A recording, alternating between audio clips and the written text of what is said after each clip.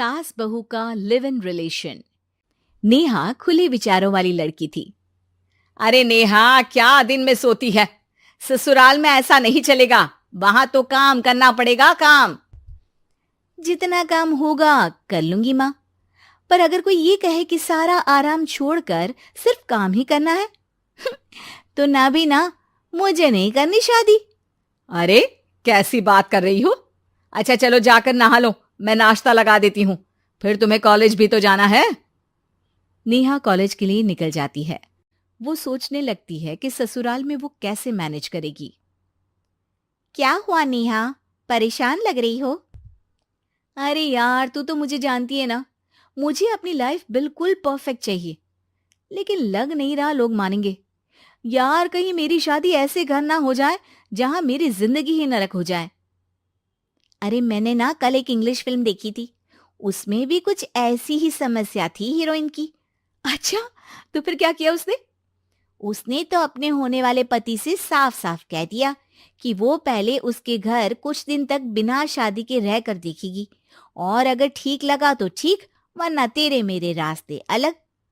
अरे हाँ यार, ये तो बिल्कुल सही आइडिया दे रही है तू मुझे।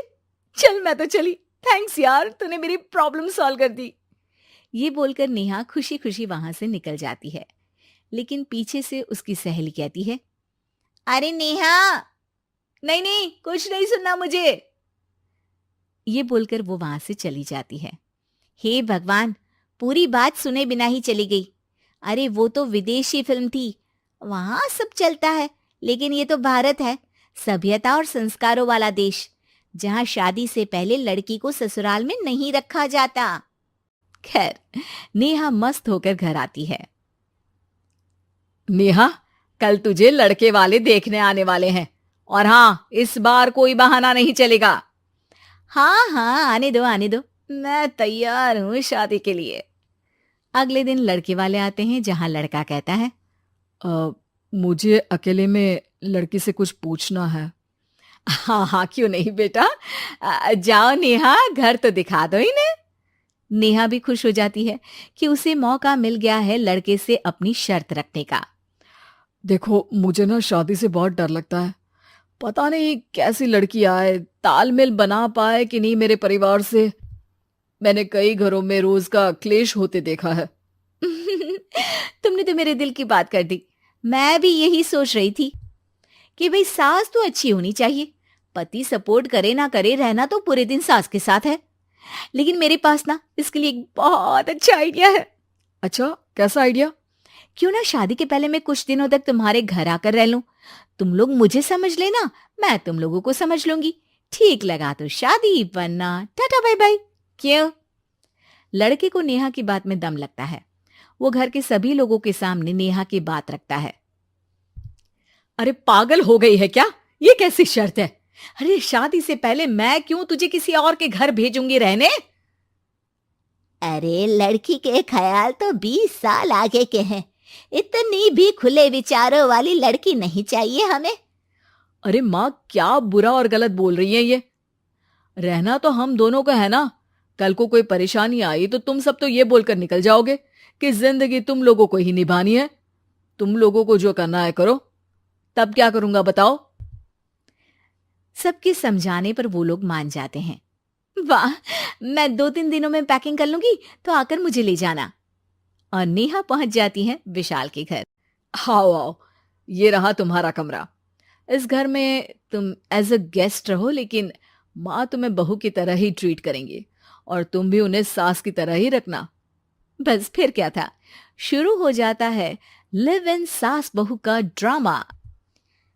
अरे चाय तो बना दे बहू। जी सासू माँ, अभी लाई। नेहा चाय लेकर आती है कि बस चाय लेकर आई हो, इसके साथ पकोड़े भी ले आती। लेकिन आपने तो बताया ही नहीं कि आपको चाय के साथ पकोड़े भी चाहिए। हाँ हाँ, अब तो पता चल गया ना। रात को खाना खाने के बाद नेहा किचन में खटर पटर कर रही होती है। क्या हो रहा है वहां नेहा? माँ जी, मैं ना रात को अदरक वाली चाय पीकर सोती हूँ, ये मेरी आदत है। अच्छा, तो जरा मेरे लिए भी बना देना। दोनों सास बहू रात को चाय पीती हैं। अगले दिन, नेहा, मैं मंदिर जा रही हूँ, मेरी साड़ी निकाल कर बेड पर रख दे। नेहा सास के लिए साड़ी निकाल कर रख देती है। वो देखती है कि उसके आने के बाद से सास ने घर का कोई भी काम करना छोड़ दिया है। यार मैं क्या करूं? ऐसा ससुराल तो मुझे नहीं चाहिए था जिसमें मैं ही सारा काम करूं। मैं तो ऐसा घर चाहती हूं जहां सास और बहू दोनों मिलकर किचन में काम करें।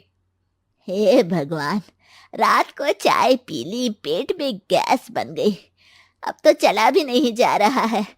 मुझे तो ऐसी बहू चाहिए जो हेल्थ के प्रति कॉन्शियस हो, क्योंकि वो ठीक रहेगी तभी तो मैं ठीक रहूंगी। दोनों समझ जाती हैं कि वो लोग एक दूसरे के लिए नहीं बने हैं। अगले दिन, नेहा, जरा चाय तो ले आना।